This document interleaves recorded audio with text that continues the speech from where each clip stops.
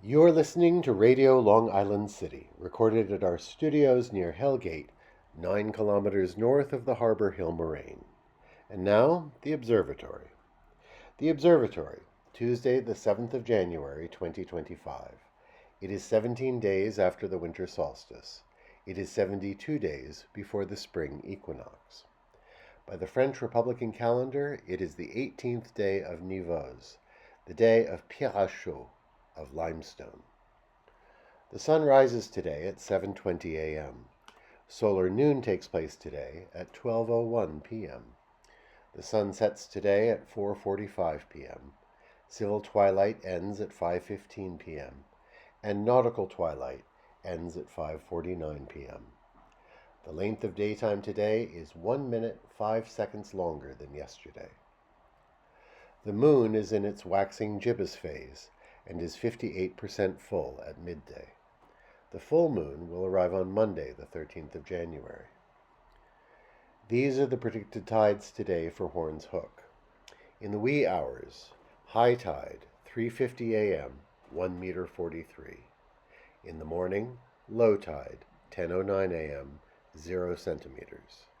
In the late afternoon, high tide, 4:16 p.m., 1 meter 19. At night, low tide, 10:21 p.m., minus 6 centimeters. In our shared realm of plants and animals, some pin oak trees stubbornly refuse to drop their leaves, which have turned uniformly brown. Commemorations. On this day in 1831, Heinrich von Stauffen was born. A German postman, he founded the Universal Postal Union in 1874. It standardized international mail delivery, facilitating postal communication across the globe. It became part of the United Nations in 1948. On this day in 1891, Zora Neale Hurston was born.